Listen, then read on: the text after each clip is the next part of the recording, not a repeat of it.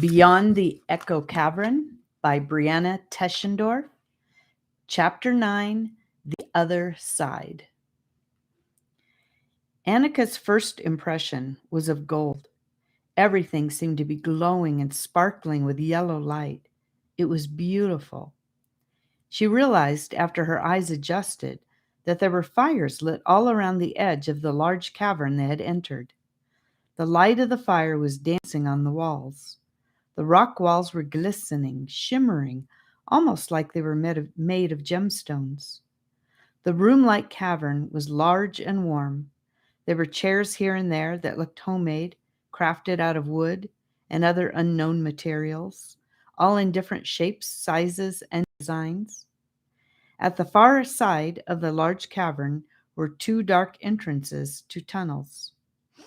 As the children entered the warm, glimmering space, the fear fell away from them and was replaced with relief. They all felt like they wanted to hug each other and maybe dance. Charlie was the first to give way to his emotions, and he began to laugh. "This is so beautiful! What is this place? And who are you again?" He turned two squinty, questioning eyes and a big smile on Sephora. "Oh, this is Resplendent Echo Cavern," Sephora explained. "We love the way the cave echoes when we make music." She giggled and then let out a loud, high-pitched boo to emphasize the echo. The other three laughed with surprise. Gabe let out a scream of his own. When they had all stopped laughing, it was Sephora's turn to ask a question. "Who are you? How did you get into the cave?" she asked, looking confused. "We came from that way," Annika answered, and pointed back towards the door they had just come through. To her surprise, the door was not only closed, but also completely blended in with the rock again, almost as if it weren't there.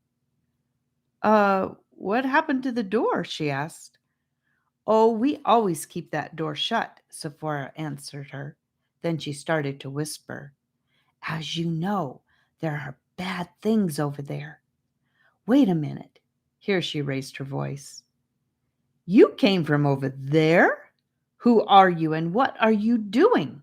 she asked again, narrowing her eyes, becoming suspicious for the first time, as it dawned on her that the children were strangers from some other place. "We live out there," Gabe tried to explain. "Our house is on the other side of the woods, outside of the cave. We were just playing in the woods and we saw the snake and followed him to the cave. He told us not to come in, but we did anyway. You know, the cave looked cool, and we heard the music and thought there might be treasure, but then we got stuck." He stopped for breath. "So you came after treasure?"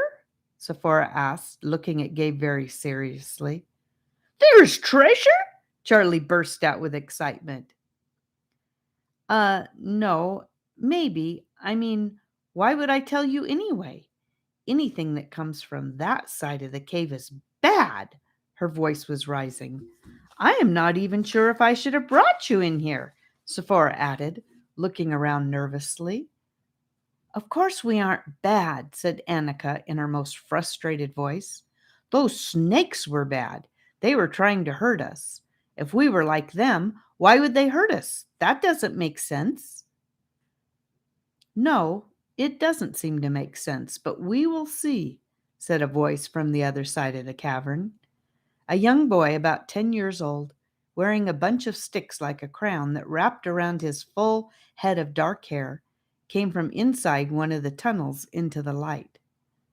"We have just never had any new children come from that side of the cave before." He approached them as he finished speaking.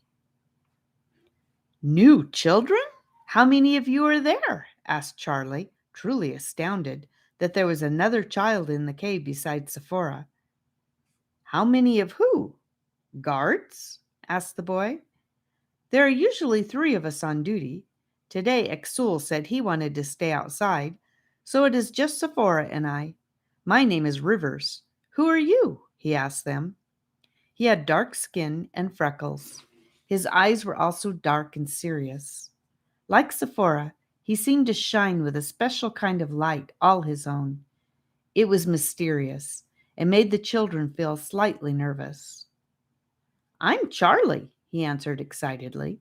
"This is Annika, and that is Gabe. They are my neighbors. We are all good kids." "Yeah," confirmed Gabe. "Annika is my sister. Do you live in here?" His eyes were as big as could be and darting all over the strange room. "Nah, we live outside over there." Sephora gestured down a tunnel to the right with her head. "We just come in here for the echo," she shouted the last word, "and to guard from, bad guys." "I am so confused," said Annika, her head moving from left to right, taking in the still new surroundings afresh. "If you live near here, you are our neighbors. Why haven't we met you?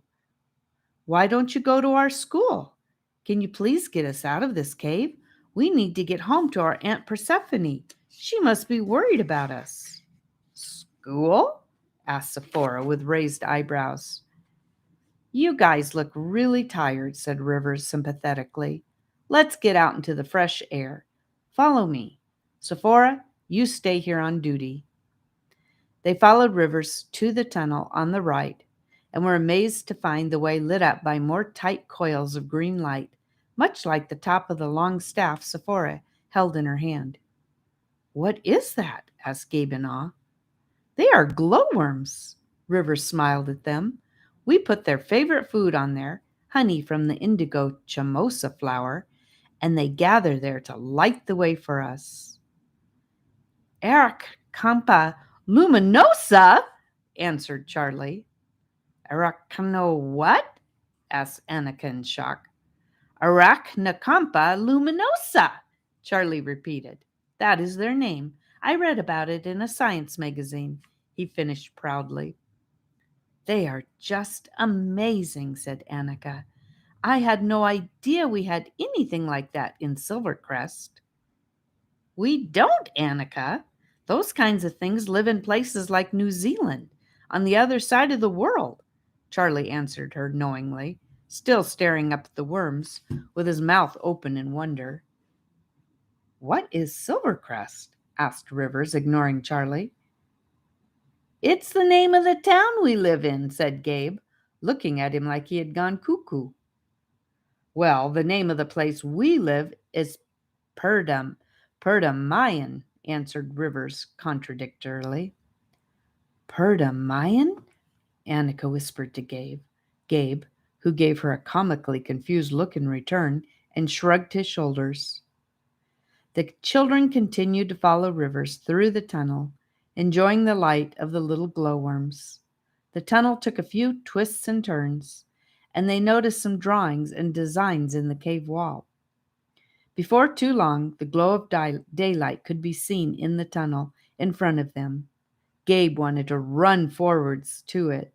He was so excited, but he decided it would be best to stay behind Rivers. The scare of the snakes made him nervous about what might be up ahead. They came out of the cave into the full sunshine of a warm summer day. It was pleasant to be out in the open again. None of the children were prepared for what lay beyond the tunnel. They had entered a world of strong scents and lovely sounds. All around them were flowers, fruits hanging from trees, bright birds, and children playing. It was as if, up until that moment, their senses had been dead, and suddenly they came to life. They could smell something like a mix between fruits, flowers, and the particular smell of homegrown tomatoes. Gabe noticed the smell of fresh grass. Annika thought she caught a hint of roses, and Charlie noticed the smell of Thai basil, a licorice smell that he liked. They could hear music somewhere in the distance, and birds singing in ways they had never heard before, in clear, strong melodies. As time went on and their eyes adjusted, they began to notice that the children of the new world each carried a light all their own, and although it was faint in the light of day, something about them seemed to shimmer and occasionally flash. The stream was still to their right, but it could no longer be described as such. It was more like an actual river. The water was a glowing turquoise splash, dancing in the sunlight. Next to the rock wall of the cave behind them, it formed a pool that some children were splashing in happily. There must have been a little opening at the bottom of the pond that only slowly let the water run into the cave and through to the other side where it got muddy and turned into the ordinary stream that Charlie, Annika, and Gabe knew. "What did you say this place is called?" asked Charlie breathlessly. "It's called Mayan," Rivers laughed, pleased with the look of pleasure and awe on his guest's face. "I don't think we're in Kansas anymore," said Annika quietly to herself as she gazed around her at the new world. Gabe broke into a big smile when she said it. He was always her biggest fan. End of chapter 9. Thank you for listening. I hope you're enjoying Beyond the Echo Cavern.